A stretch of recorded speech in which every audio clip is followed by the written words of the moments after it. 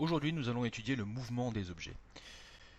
Que ce soit pour décrire le mouvement d'un poids dans le lancer de poids ou pour décrire le mouvement de la Lune autour de la Terre, le scientifique a besoin d'éléments scientifiques, a besoin de vocabulaire scientifique. On va essayer à travers cette vidéo de s'approprier tout le vocabulaire scientifique que le collégien a besoin pour décrire un mouvement. Il y a donc trois notions à avoir pour étudier le mouvement.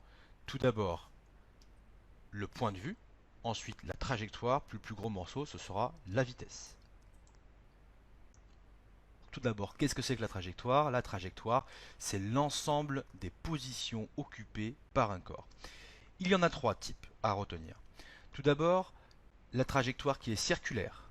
Ici, l'ensemble des positions occupées par la bille rouge et la bille verte forment un cercle ou un arc de cercle.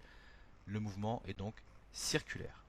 Deuxième terme, lorsque la trajectoire est rectiligne, cette fois, l'ensemble des positions occupées par le corps forme une droite. C'est le cas pour une fusée au décollage par exemple. Enfin, si la trajectoire n'est ni un arc de cercle ou une droite, alors la trajectoire est qualifiée de curviligne, comme c'est le téléphérique par exemple.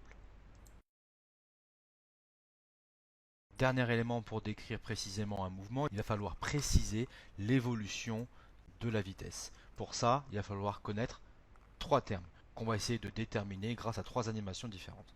Dans ce premier cas, on peut remarquer que l'écart entre les différentes positions du scooter augmente, ce qui veut dire que la vitesse du scooter augmente. On qualifie alors le mouvement d'accéléré.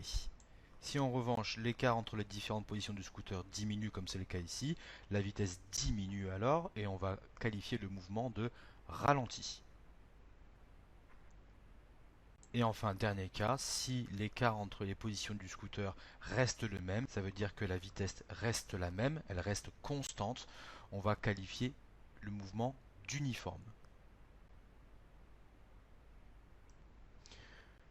Petite synthèse des termes qu'il va falloir retenir, donc la vitesse évolue pendant le mouvement. Si la vitesse augmente, on va dire que le mouvement est accéléré. Si elle diminue, on va dire ralenti. Et si elle reste constante, on va le préciser par le terme uniforme.